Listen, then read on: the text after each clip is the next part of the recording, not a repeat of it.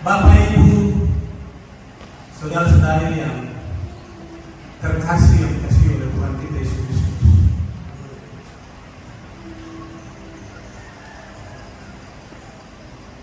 Hari ini Tuhan berbicara hal-hal yang luar biasa. Ketika setiap orang datang membuka hati, tentu dia menerima hal-hal yang luar biasa.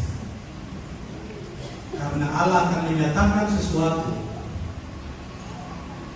perkara-perkara rohani yang luar biasa kepada mereka yang mempunyai roh. Oleh sebab itu betapa pentingnya setiap orang ada di tempat ini untuk mengakses kehidupan rohaninya kepada Tuhan, untuk menerima sesuatu yang merupakan paket-paket surga yang tidak dapat diketahui oleh akal dan pikiran manusia, yang tidak dapat dipahami oleh orang-orang pintar di dunia ini. Itu hanya dinyatakan oleh Tuhan yang adalah roh itu kepada roh manusia kita, untuk kita pahami, kita mengerti, sehingga kita dibawa kepada rancangan atau rencana Allah yang sempurna itu sendiri. Amin. Haleluya.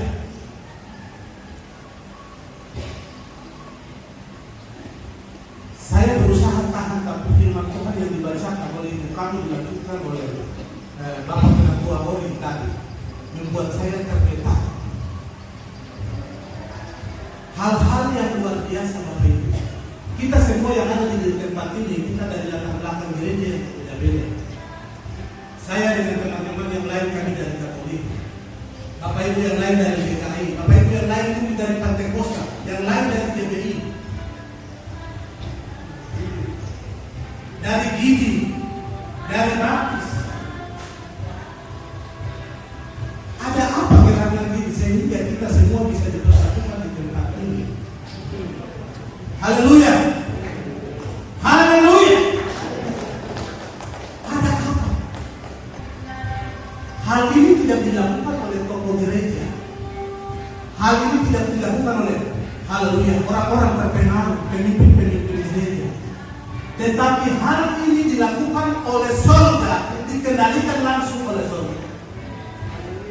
Amin. Saya sampai hari ini tidak menyadari kalau saya bisa jadi hamba Tuhan dan bisa bicara diri. Saya pernah bersaksi di sini seperti Paulus tadi. Teman-teman waktu pekerjaan roh masuk itu, saya salah satu yang ikut bongkar tempat ibadah. Waktu itu saya masih sekolah SMP, dan kami dipimpin oleh pacar dan kami pergi bongkar, baik itu gereja Kemainin punya maupun gereja GPI Jalan Suci waktu itu masih yayasan.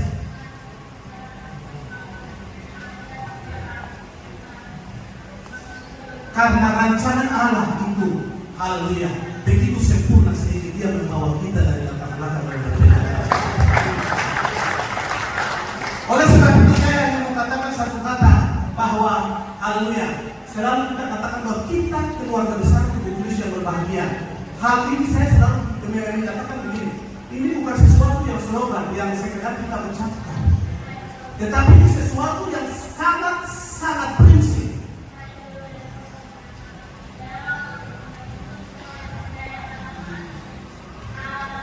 Haleluya, sangat prinsip. Ketika kita ada di tempat ini, haleluya, kita tidak memandang kita orang suku mana. Saya dari Wamena bisa menegur dengan orang Ayamamu, orang Ayamamu bisa menegur dengan orang Wamena bisa menegur dengan orang Batak, Jawa, orang Minang. Kita tidak dapat dipisahkan. Dan kita menjadi keluarga Tuhan yang benar-benar dikerjakan oleh Tuhan. Hal inilah yang membuat kita, haleluya, selalu bersyukur. Luar biasa.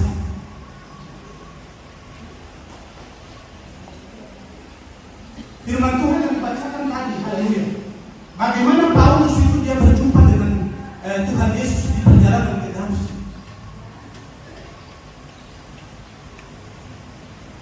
Ini hal yang luar biasa.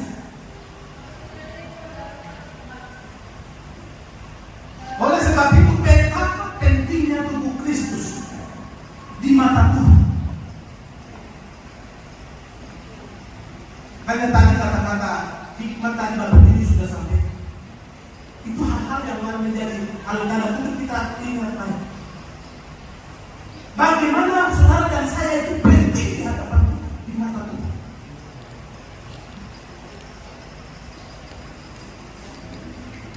Seringkali sesama kita mungkin bisa menilai lah, ini golongan ini dia masih golongan di bawah, golongan ini yang di atas. Ini yang pejabat, ini staf. Ini yang bobot, ini tidak. Tapi dalam standar ukuran Tuhan, melihat kepada kita saudara dan saya, di antara kita semua satu sama lain, kita adalah standar sama. Bernilai di hadapan Tuhan. Saudara dari suku mana itu tidak penting. Tetapi kita adalah orang-orang yang berharga dan bernilai. Sangat spesial. Dan tubuh Kristus adalah sesuatu yang spesial. Karena menurut saya ini visi terakhir. Tidak ada visi lain yang di Alkitab yang kita temukan, ini visi terakhir. Visi yang Yesus sendiri merintis.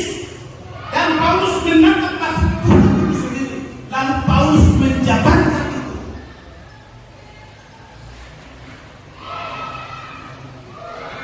Dan oleh Roh dalam berita Injil itu sampai di ujung bumi. Dan Bapak Dolfinus Rosa meningkatkan ini. Haleluya. Dan hari ini kita kenal tentang siapa itu tubuh Kristus. Haleluya.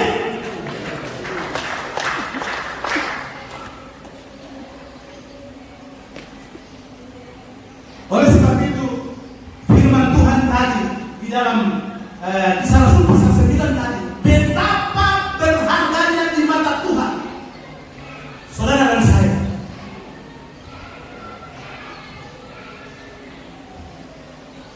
Karena Yesus tidak berkata bahwa Paulus, kenapa engkau menganiaya umat Tuhan atau jemaat Tuhan.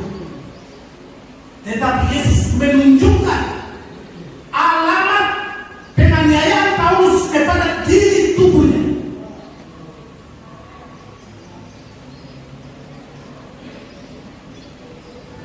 Kalau sampai saat ini Bapak Ibu Saudara yang tidak mengerti benar-benar tentang panggilan Tuhan dalam tubuh Kristus, ini dia punya rumusnya, bahwa saudara adalah orang penting bagi di hadapan Tuhan. Mungkin manusia dunia ini membuat perbedaan di antara saudara dan yang lain. Tetapi hari ini saya mau katakan, menurut penjelasan firman ini, bahwa saudara yang terpanggil dalam rancangan Tuhan, visi pembangunan tubuh Kristus di tempat ini, saudara adalah orang pilihan Tuhan dan orang penting.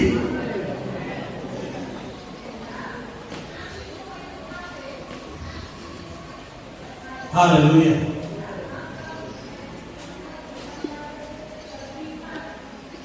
Luar biasa. Ya, Kisah Rasul pasal 9 tadi saya baca.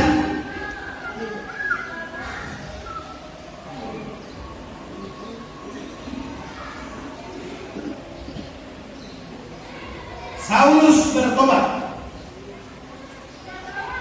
Ayat 1 mulai.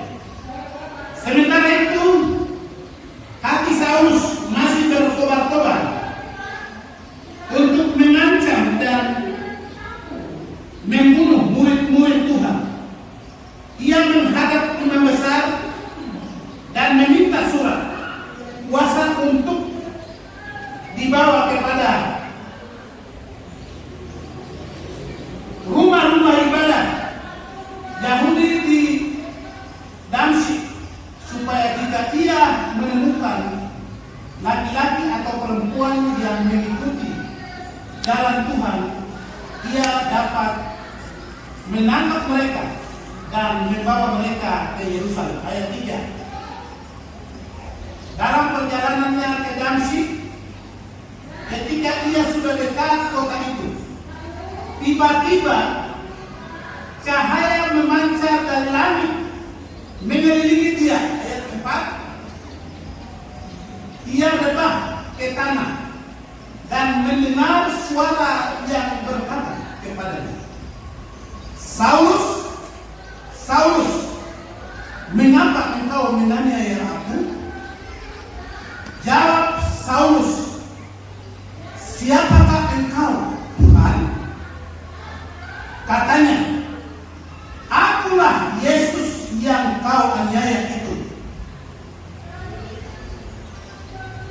Haleluya.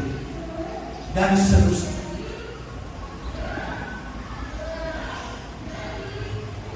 Saulus dengan kuasa penuh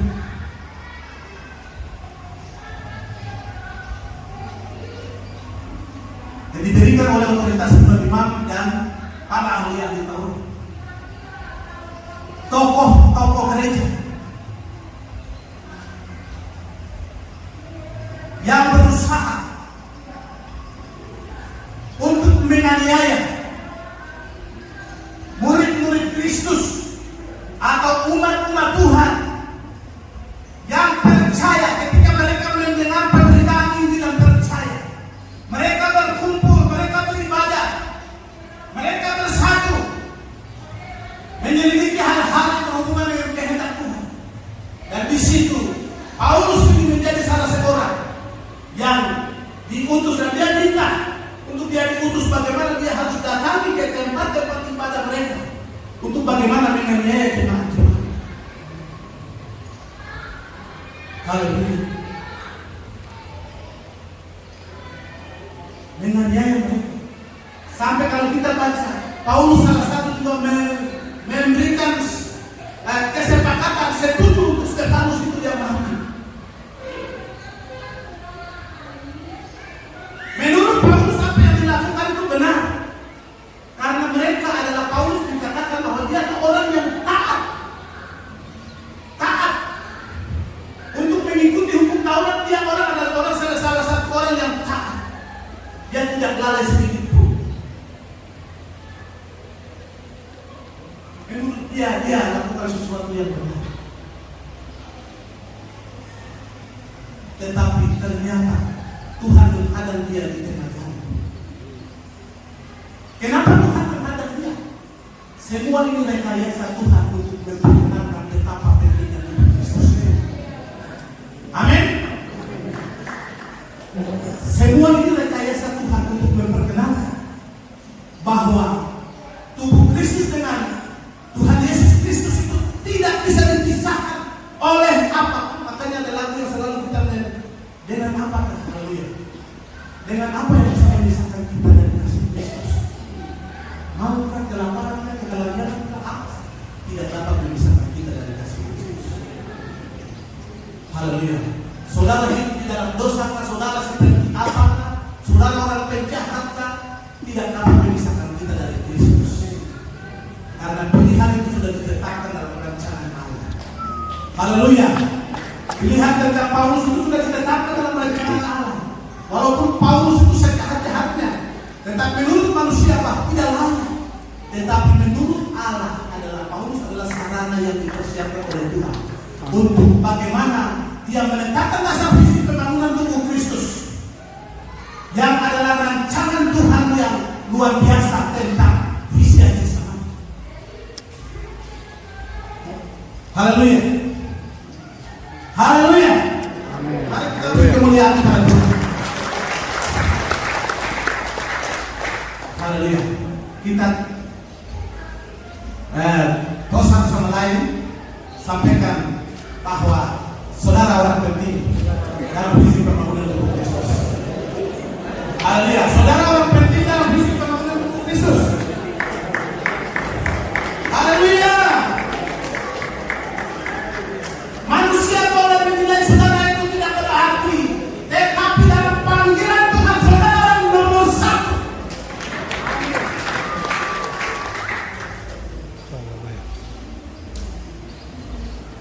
Bukan nomor dua, nomor satu.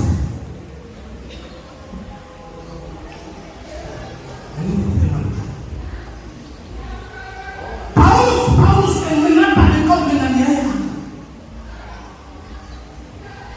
Apa yang saudara rasa sakit? Haleluya. Sesungguhnya bukan saudara yang rasa, tapi Yesus turut merasakan itu. Ketika dalam perjalanan pembangunan visi pembangunan tubuh Kristus, sering di tempat ini menguras dompet kita, membuat kita haleluya seolah-olah haleluya habis-habis. Yesus pun merasakan apa yang kita alami. Haleluya. Ketika kita datang di rumah, dia juga alami haleluya apa yang kita rasakan. Ketika kita menangis, dia juga menangis. Karena tubuh Kristus dengan Yesus sebagai kepala tidak dapat dipisahkan. Haleluya. Luar biasa. Oleh sebab itu hari ini memberikan gambaran jelas bahwa sebagaimana Hawa itu diambil dari rusuknya Adam,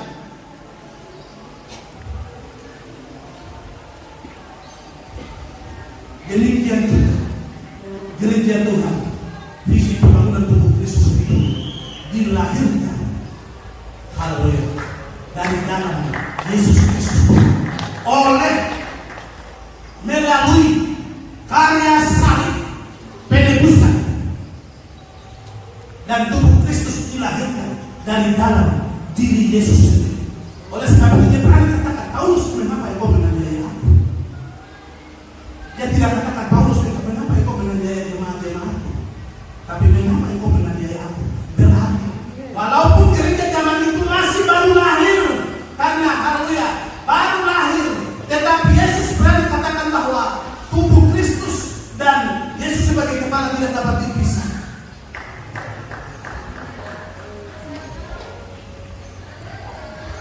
Haleluya. Bagaimana Adam itu, Hawa mau didapatkan, Adam harus dibuat Tuhan untuk dia harus tidur. Hal ini mungkin beberapa waktu yang lalu Hamba Ezra pernah jelas. Kalau Bapak Ibu bisa ingat, pernah jelas bahwa Adam tidur, kita bilang tidur, tetapi yang dimaksudkan itu bukan tidur.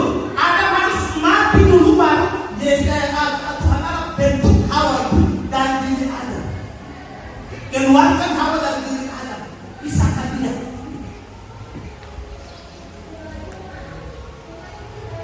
Hanya Yesus dalam perjalanan penginjilannya di Yerusalem, salah satu anak perempuan yang mati, orang-orang Yahudi datang untuk mereka bernyanyi menghibur keluarga yang ditinggalkan.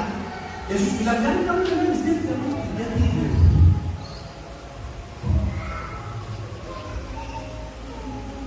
Dia tidur. Jadi bagi pandangan Tuhan, hal itu dikatakan tidur itu artinya sudah mati. Jadi Hawa itu bisa didapatkan, Adam harus mati dulu, simbol dari Kristus. Tadi beberapa waktu lalu, Bapak Yesus sampaikan tentang untuk segala perkara pasal 3, untuk segala sesuatu ada masanya. Allah merancang segala sesuatu ada masanya. Untuk apa pun di kolom langit ini ada waktu. Dan Allah merekayasa sesuatu mulai dari kejadian sampai akhir, semua dalam konsep kehendak Allah. Haleluya. Bagaimana betapa pentingnya gereja Tuhan tubuh Kristus, sehingga Adam harus mati baru Hawa dilahirkan dan menjadikan teman. Begitu juga Yesus harus mati baru tubuh Kristus itu harus dibangun.